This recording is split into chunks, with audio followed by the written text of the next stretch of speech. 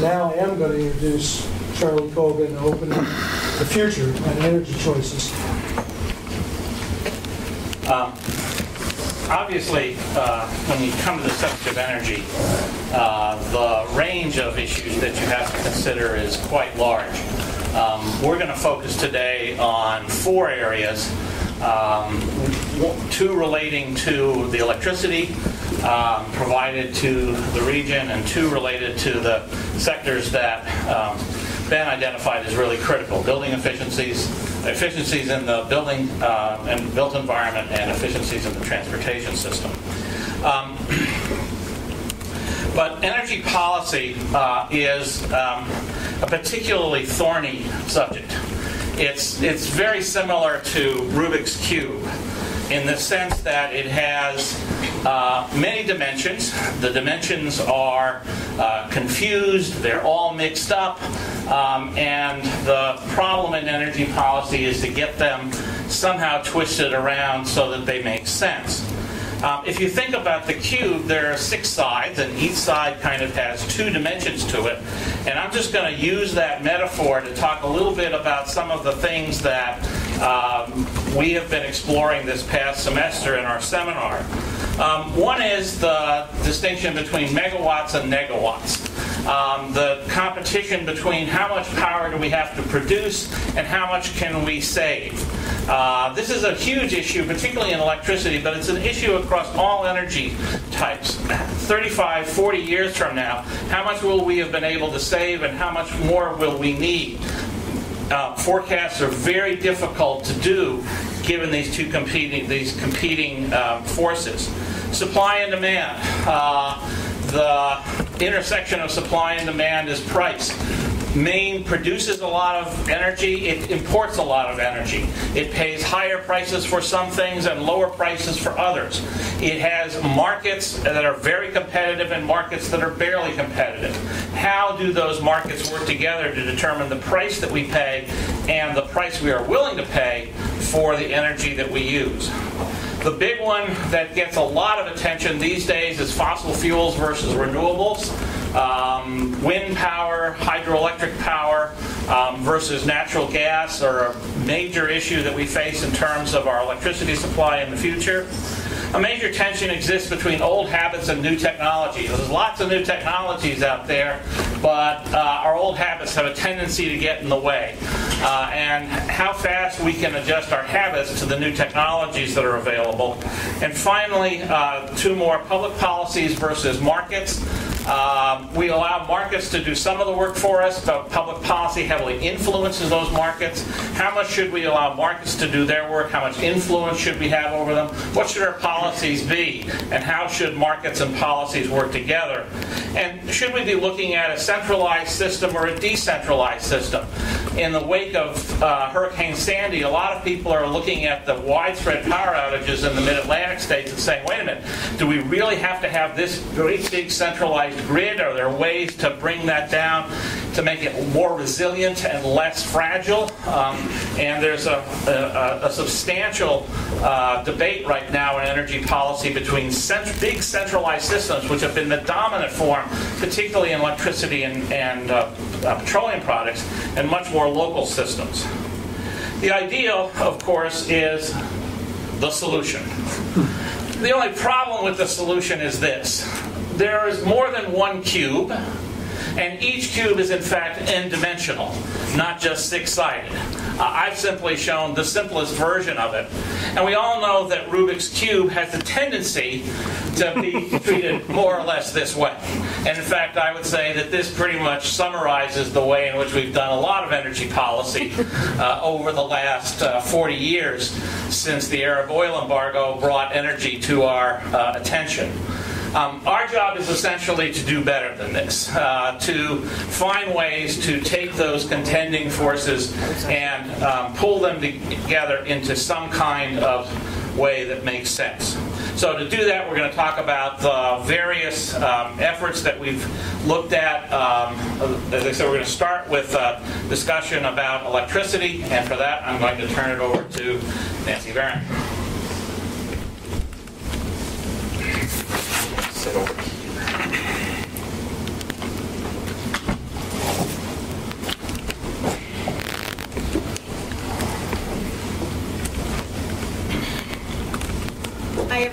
going to talk today about the sources of electricity that are generated in Maine, as well as Maine's place in the greater New England context.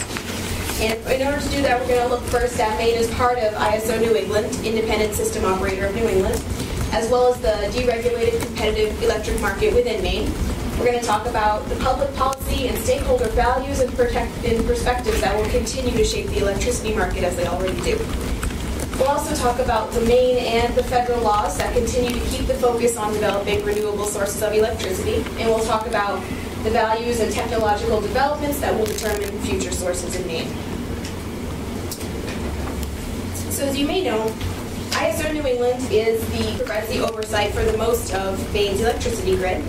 It is responsible for the development, the reliability, and fair administration of New England's wholesale electricity market.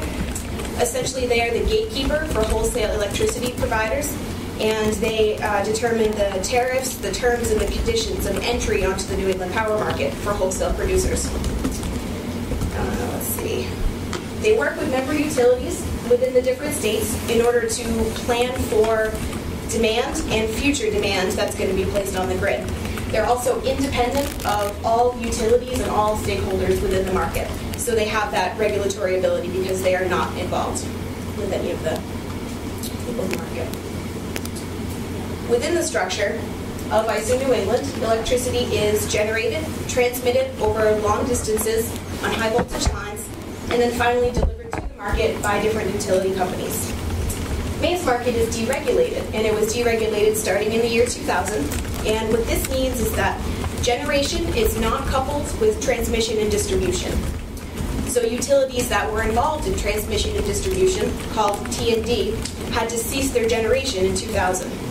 Now that they have ceased generation, the supply of electricity from utilities is called a standard offer, and the standard offer is determined by a bidding process, which allows the market to set the price for consumers to get electricity that they don't need to choose. It's what they're given automatically. Now, deregulation is more than just individually owned supply. It also allows consumers the choice to choose who they're going to get their electricity from within the individual utility. So they could not choose and get the standard offer. They could choose a newcomer, like Efficient Electricity Maine that we've heard so much about lately. They could also choose someone else who may align closer with their values, like Interfaith Power and Light, that gets their electricity from renewable sources. So to sum up deregulation, it allows for consumer choice of the source, and a diversification of the supply towards smaller, more regional sources. Now within the state, the Maine Public Utilities Commission is tasked with regulating the utility companies. So that would be utilities like Bangor Hydro and CMP, which we work with in southern Maine. And they are tasked with ensuring that utilities provide safe, reliable services at an agreeable price to consumers. Part of this process is enforcing legislative directives, which we'll talk about shortly, what these recent legislative directives have been. They can influence the supply that's put onto the market by issuing requests for proposals, RFPs, that may direct the request towards certain types of energies. Okay. Now we're going to look a little bit more about Maine's specific electricity context, specifically the policies that have been passed that are directing where the market is going for supply.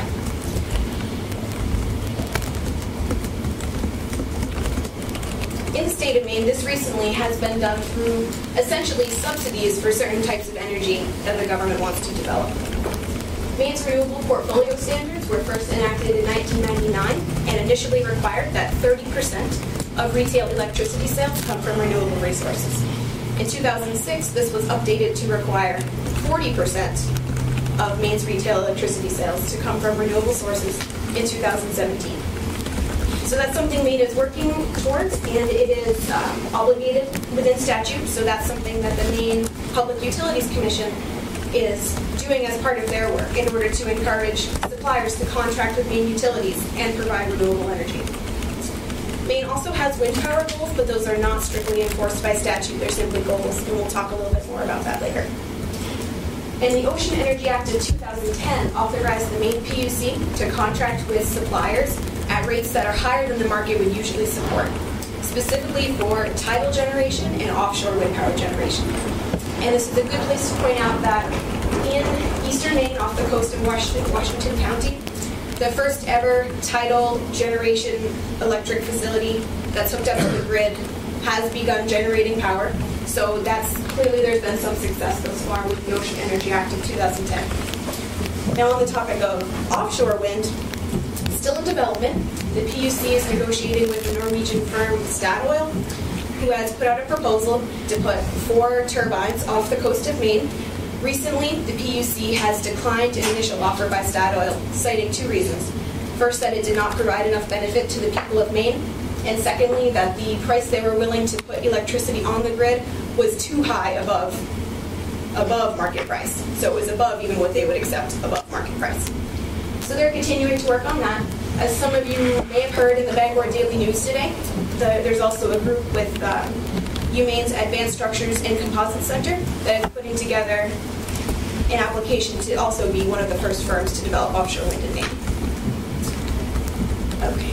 Now on the federal level, in terms of things that manipulate the market to give renewable electricity a better chance of competing with sources, traditional sources, is the Wind Production Tax Credit, often abbreviated PTC.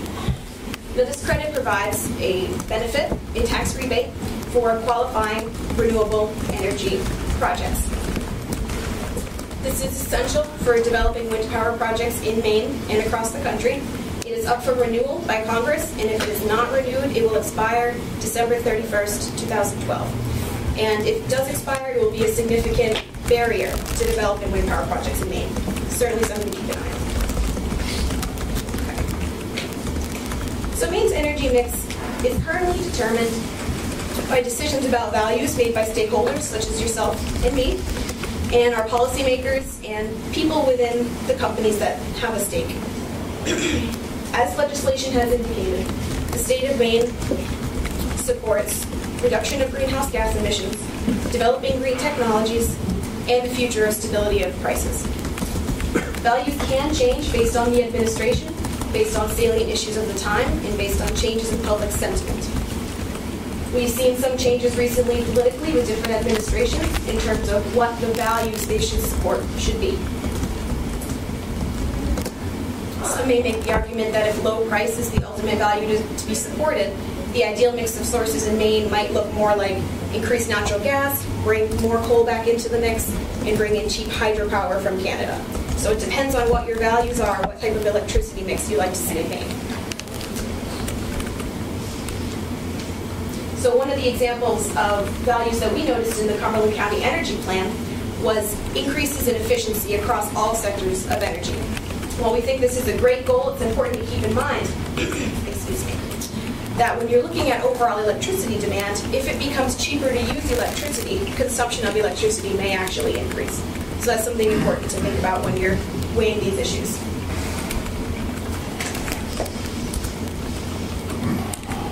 All right. So the ideal mix of sources in Maine are currently influenced by a lot of competing ideas. Whether different sources have access to the grid based on their location and infrastructure. What information is available to consumers? What kind of energy do they want to consume? The price, reliability, as well as stability of price, technology and innovation that may make certain things more viable on the market than otherwise, and environmental factors are certainly a large consideration. And now we're going to take a look at the current sources of electricity that are generated in Maine.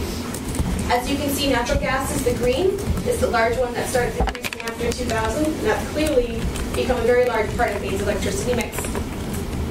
The pink, the other renewables, that's generally biomass. As we learned earlier, Maine burns a lot of wood and wood waste products to create electricity. And the hydro at the bottom, you can see, is it's an overall steady but a fluctuating mix of energy there. And oil is the lighter colored one, has been decreasing since the late 90s. And you can see the blue on the top corner is wind power. And wind power has continued to increase its share in Maine's electricity production. And in 2011, it produced 4.5% of Maine's total electricity. Now, compared to New England, there are some significant differences between Maine.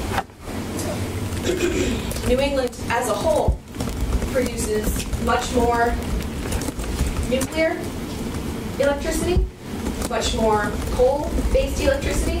I should also note there is one remaining coal production electricity facility in Maine, one remaining. And New England also, I believe, uses more oil than Maine.